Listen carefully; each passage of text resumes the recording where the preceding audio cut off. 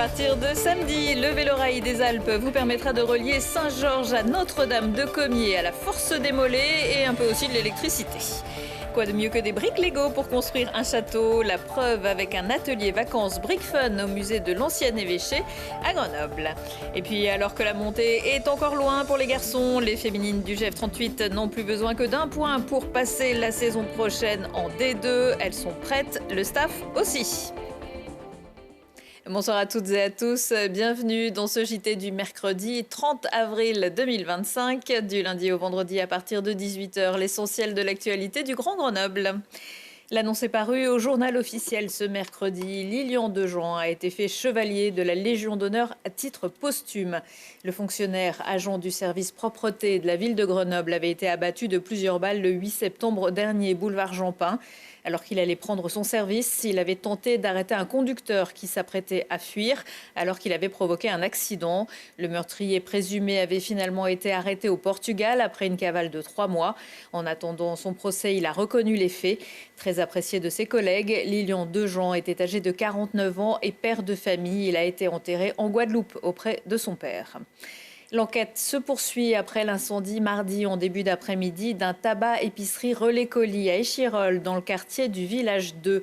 Deux hommes seraient entrés dans le commerce et demandaient à une employée et à la cliente de quitter les lieux, expliquant qu'ils allaient tout cramer avant de vider un bidon d'essence et de sortir en jetant un cocktail Molotov dans le magasin qui s'est rapidement embrasé. Il n'y a pas eu de blessés, mais une crèche a dû être évacuée. La maire d'Échirolles, Amandine Demore, a réitéré sa demande d'un commissariat de plein exercice sur la commune. L'origine du feu serait ici d'origine accidentelle et aurait pris près de la machine à laver. La chatterie de la SPA du Dauphiné, située au 103 rue de Stalingrad à Grenoble, a été fortement endommagée mardi soir. Les sapeurs-pompiers sont parvenus à circonscrire le feu et une soigneuse présente sur place a pu sortir tous les félins qui ont été recasés au refuge d'Uriage. Pour financer la rénovation et racheter le matériel endommagé, une cagnotte en ligne a été lancée sur Litchi. Alors que le petit train de la Mure a déjà repris du service cette saison, c'est un autre moyen de locomotion sur rail qui se lance ce week-end et une activité sympa avec l'arrivée des beaux jours à découvrir en famille, entre amis ou soyons fous entre collègues. Le Vélorail des Alpes ouvre au public samedi. Reportage de Gaëtan Loiseau. Une gare laissée à l'abandon depuis 15 ans. En octobre 2010, un éboulement avait détruit les voies, mettant le petit train de la Mure complètement à l'arrêt. En 2021, le train a fait son retour, mais sans venir jusqu'à la gare de Saint-Georges-de-Comiers. Commune qui attendait elle aussi de faire revivre l'histoire du chemin de fer. Et aujourd'hui, c'est chose faite avec l'arrivée de 22 vélorails. Et c'est parti! Alors Vélorail, voilà, c'est ce petit engin qui se promeut pour se promener sur une voie ferrée désaffectée. Donc avec 2 postes de pilotage, donc 2 personnes qui pédalent et une banquette arrière qui peut accueillir 3 enfants ou 2 autres adultes. C'est pas dur du tout, comme tu peux le voir, là on a un moteur avec une assistance électrique. Donc il suffit de pédaler, on peut quasiment pédaler dans le vide et ça avance tout seul. Sans effort, ce qui permet d'être accessible à tout le monde, avec surtout des roues en polyuréthane pour une balade sans nuisance sonore.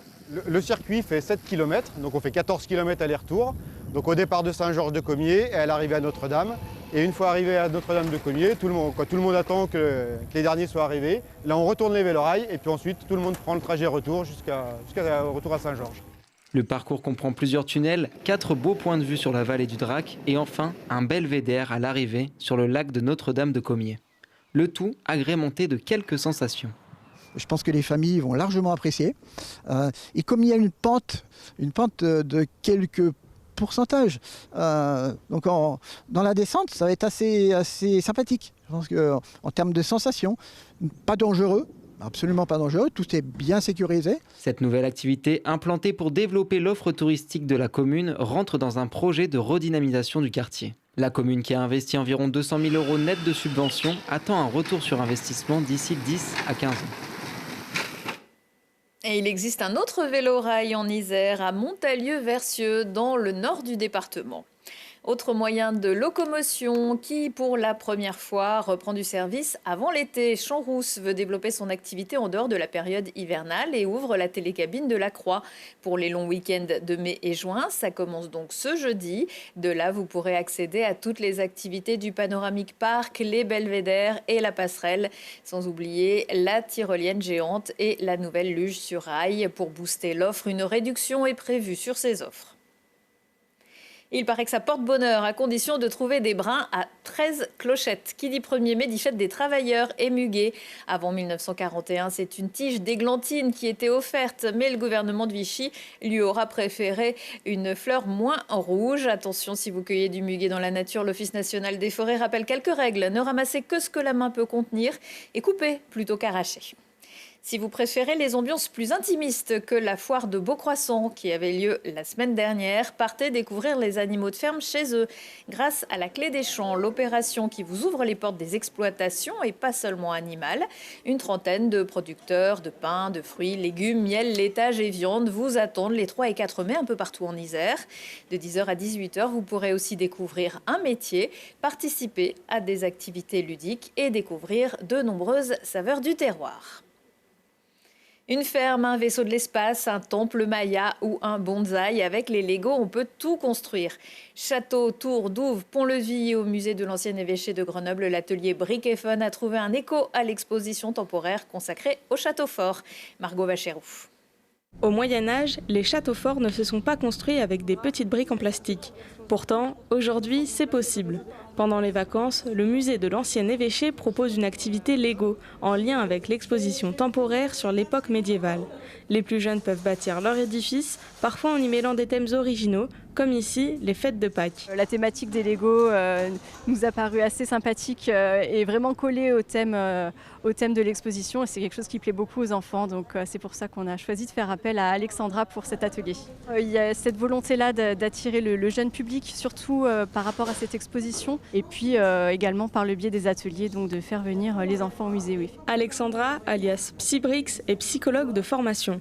Pour elle, les Lego ont toujours été un outil de médiation et d'expression. Et son métier lui permet d'animer des ateliers pour tous les types de publics. Il faut juste s'ajuster à la demande, mais ça, c'est rarement problématique, quoi. C'est plutôt même assez enthousiasmant de pouvoir à chaque fois repartir d'une nouvelle idée et puis de trouver ce qui va pouvoir être facile d'accès et ce qui va aussi être compréhensible rapidement par le public pour créer en Lego une scène en adéquation avec le thème. J'arrive maintenant à en faire quel que soit le cadre où je suis pour allier ce côté agréable de la médiation et puis de la créativité et de pouvoir aussi avoir un espace tiers pour discuter. C'est toujours un bon moyen pour rendre les choses plus agréables. Les ateliers Brick Fun allient plaisir et découverte de l'histoire, mais permettent surtout aux participants de s'amuser ensemble et de rencontrer d'autres fans des petits bonhommes jaunes. Mais tu fais plein de copains. Et si l'entrée au musée est gratuite, comme dans les 11 autres musées départementaux, les inscriptions aux ateliers sont payantes. Pour le prochain Brick Fun, il faudra attendre les grandes vacances avec une nouvelle date en août. Les filles du GF38 sont en passe de monter. L'objectif de passer de la D3 à la seconde ligue pourrait bien être atteint. À 3 jours de la fin du championnat, les Grenobloises sont leaders. Margot Vacheroux les a rencontrées après la victoire contre les secondes, Clermont, et avant la prochaine rencontre contre l'équipe 2 de l'OL le 10 mai. Le GF38 est surtout connu pour son équipe masculine qui évolue en 2e division, mais la saison prochaine, les garçons seront rejoints par leur homologue féminine, assurée de monter dans l'antichambre de l'élite. Pourtant, ce n'était pas le premier objectif. Mais fortes de belles victoires, les filles se sont autorisées à rêver jusqu'à se qualifier pour la Ligue 2. Sur le terrain, les visages sont souriants et surtout très jeunes. La moyenne d'âge étant aux alentours de la vingtaine, il faut parfois canaliser les énergies débordantes. Et celui qui en parle le mieux, c'est leur entraîneur. C'est un groupe qui est très vivant en fait. Donc comme il est vivant, par moment il faut des fois avoir un peu de gestion. Mais c'est, je pense, cette ambiance qui nous a permis d'arriver finalement aussi haut. On n'avait pas forcément la meilleure équipe sur le papier, mais par contre on avait peut-être le meilleur collectif en termes de vivre ensemble et en termes de valeurs, en termes d'objectifs. Enfin, voilà, c'est plutôt ça notre force aujourd'hui, je pense. Il n'y a pas vraiment de recette, mais simplement beaucoup de bienveillance au départ. L'idée c'était ça. Ensuite c'était aussi de pouvoir être à l'écoute de leurs besoins, de leurs envies. Et puis enfin essayer de progresser ensemble, c'est-à-dire autant le staff que les joueuses. L'événement majeur de la saison des féminines du GF38 a été leur match au Stade des Alpes. En mars, elles ont pu affronter le Montpellier HSC sur la pelouse habituellement foulée par les garçons. Et même si la rencontre s'est soldée par un match nul, l'important n'est pas là. Pour ma part, je pense qu'on a produit un beau jeu au Stade des Alpes. On a eu quelques retours quand même positifs de différentes personnes, donc on a ressorti que du positif de ce match, que c'était que bénéfique pour la suite. Donc franchement, ouais, on était assez contente de nous sur ce match-là. On a réussi à ramener 1100 personnes à peu près, donc c'était quand même une fierté de voir tout ce monde qui est venu voir un match de football féminin. Les joueuses ne bénéficient pas encore de statut professionnel et jonglent donc entre ballon rond et études pour certaines, travail pour d'autres. Unies sous un même maillot, les filles partagent à la fois le sens du jeu, mais aussi celui de la bonne humeur. Ça t'a fait quoi de marquer au Stade des Alpes ? Ça m'a procuré beaucoup d'émotions. C'est un match incroyable que je n'oublierai pas.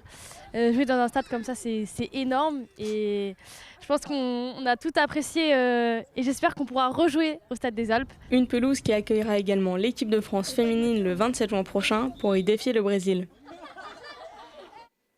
L'équipe masculine du GF38 en Ligue 2 donc pointe, elle, à la 9e place du classement avant de recevoir 3 11e. Ce sera vendredi à 20h au Stade des Alpes.